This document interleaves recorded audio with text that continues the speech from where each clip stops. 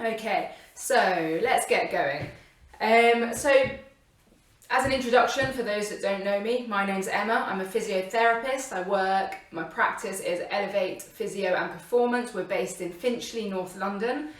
When I'm not at the practice, I work with the GB Olympic athletes. So I have experience working with the elite athletes to, just the general population. I do have a bit of a kind of special interest in shoulders. They're really interesting joints to work with. Little disclaimer before we start is that obviously everyone is different. So even though today I'm going to go through some textbook things, please, if it hurts, so if anything I suggest hurts your shoulder, I suggest you don't do it. If it makes it worse, definitely don't do it. And if you do have a shoulder pain that is, persistently very bad pain, and you've got a real restriction in movement, then I do recommend you go and see a GP or your health professional, because you don't want to ignore anything that is kind of like serious going on in your shoulder right now. So what I'm going to talk about today will help those of you suffering with kind of your textbook reasons for why the things in the shoulder can go wrong. So let me just explain a tiny little bit about the shoulder and how it works, because that will make more sense when I start going into the suggestions what you can do for your pain. So your shoulder is a ball and socket joint, okay? And for the joint to work optimally, the ball needs to kind of roll, spin and glide optimally within its socket. Now there's some really important muscles which help this function. You have the rotator cuff muscles, and that is a group of 4 muscles that sit around the ball, and their job is to kind of pull the ball into the socket and keep it snug fitting in there. If the rotator cuff muscles don't work efficiently or optimally, the ball can kind of not sit quite where it wants to sit, and it can irritate structures around the shoulder. That's your rotator cuff muscles. You then have your scapular muscles. So your scapula is your shoulder blade, and the scapular muscles, they sit around the shoulder blade and they connect up and across. So you've got your serratus anterior, your lower trapezius, your middle trapezius, your upper trapezius, your rhomboids, your levator scapula, your lats. There's quite a lot of muscles around there. And again, they need to work optimally to help keep the shoulder blades in the best position. Because if the shoulder blades aren't in a good position, then again, that can throw off what's happening around the ball and socket joint. And if the ball and socket joint isn't working optimally, it starts to irritate the structures around it. So that's quite like a basic explanation of it all. If you want anything a bit more kind of detailed or a bit more scientific, please feel free to DM me and we can chat, and I'm happy to go into that further. So that's the anatomy. Now what we're going to do is I'm going to give you 4 quick fixes, okay? The first thing we're going to talk about is posture, all right? So what I want you to do if you've got shoulder pain is lift your arm up. If it hurts at the top, I want you then to think about standing up a bit taller, okay? So what a lot of people do is, you might be a little bit hunched in a bit of a C position, okay? I want you to think that you've got a piece of string and it's going to pull you up nice and tall. Okay, so you're now going to be standing in a nice tall position and you're going to lift your arm up. Now, does that improve your shoulder pain? And you'd be surprised by how quickly that can improve someone's shoulder pain. And I'll explain why. So if you think about it, if I'm in that position and I try and lift, structurally my shoulder's going to get blocked, okay? So if I open up and I lengthen, suddenly my shoulder has a lot more room to go, basically. Now, if you're in this position a lot, so your shoulder's kind of stuck, you might get a bit of stiffness into that end range flexion. And if your shoulder starts to get stiff and tight, that can then lead to pain, okay? So number 1 is you're gonna grow tall. That's your number 1 quick fix.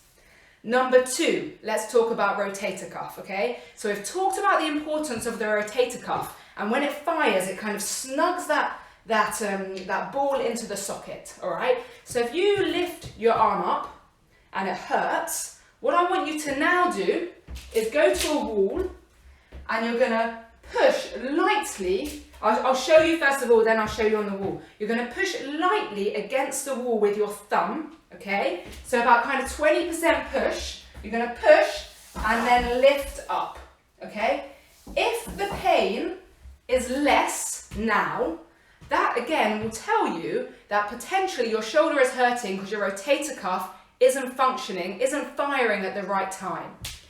Now, if you have a TheraBand or some kind of resistance band, a nice way to do that is you can just pull out against the band and lift up. And again, you'd be surprised by how quickly that can improve someone's shoulder pain. Now, if that helps, you can do that as an exercise. Basically pulling out and lifting, okay? You can also do it, like I said, against the wall. So you push out and lift. Now, what's really nice is to do this in conjunction with the opposite leg stepping forwards, okay? So you step forwards with the opposite leg and you lift. Because then what we're going to do, we're going to start to incorporate the kinetic chain, so the glute muscles and the going up into the thoracolumbar fascia, thinking about the fascial lines, and then we're going to start to help with the activation of the scapular muscles and therefore help with the position of the ball in the socket joint, and we get a much more efficient, optimal shoulder muscle patterning. Okay, so that's your rotator cuff, quick fix. Number 3 is our scapular quick fix. Now this one's a little bit more tricky to explain, but what we're going to do is I'm going to show you an exercise on the wall again where we can start to activate your serratus anterior. Now the role of the serratus anterior is to keep the shoulder blades flat on the, what they do, they keep the shoulder blades in a good position and they help to kind of bring the shoulder blades around the rib cage as your shoulder elevates. So I'm going to demonstrate here and then you can go and practice it on a wall.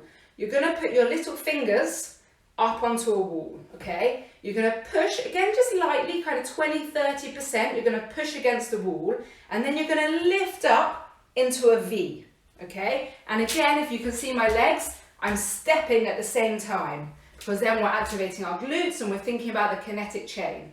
So on the wall, I'm on the wall here, I'm going to go into a V position with my arms, okay? And then I'm going to step. So as I go up the wall, I'm going to step up. And again, it's interesting to see, does that improve your shoulder pain? Because if that improves your shoulder pain, again, that's potentially telling you it's because you're switching on your serratus anterior and you're improving the muscle recruitment patterns prior to lifting up your shoulder. So that's quick fix number 3. Let's go on to quick fix number 4, which is to talk about the tightness in the posterior capsule. So you might be an overhead athlete. If you are an overhead athlete, so a tennis player, a volleyball, a canoe athlete, anyone that uses their arms a lot, a thrower, what is quite typical is to get what's called a GERD, a glenohumeral internal rotation deficiency. So what that means is you have a lot of external rotation, because we need that, don't we, with throwing, we need our arm to go back, but you start to lose some internal rotation, okay? Now, as we lose this internal rotation, you can get tight in the posterior capsule of the glenohumeral joint, so of your shoulder. Now, the capsule is basically the sleeve that sits at the back of the shoulder. So if this capsule tightens, there is a belief that what happens is that starts to push the head forwards in that socket again. So the head comes a bit forwards, and then as you're lifting, again, it can start to irritate the structures at the front of the shoulder and lead to shoulder pain. So a quick fix for that will be to stretch out that posterior capsule and the posterior rotator cuff muscles which attach onto the posterior capsule. So the way you can do that is by the cross-body stretch. However, if you see me do the cross-body stretch here and now, I don't know if you can see, but I'm slightly twisting my body. I'm going to show you on this arm. I slightly twist my body. Now, if we want to make that a better stretch and we want to isolate that to the glenohumeral joint, so to the posterior capsule, I'm going to do it against the wall. So I'm going to use the wall to block my body and to block my shoulder blade off. I'm then going to bring my arm across my body. But this time the wall is stopping me from twisting. Okay, so the wall is stopping me from twisting, and the wall is stopping my shoulder blade from coming around my body, and I get more of an isolated glenohumeral stretch, which is what we're after. And you just push and you hold it for about 20 to 30 seconds, and then you release. What I would do is I would test your movement, so see, oh yeah, that hurts a little bit. You go and do your stretch for 20 to 30 seconds, You then repeat the movement, and has that helped your pain? And again, that could tell you if the posterior capsule tightness is potentially an element of why you have your shoulder pain.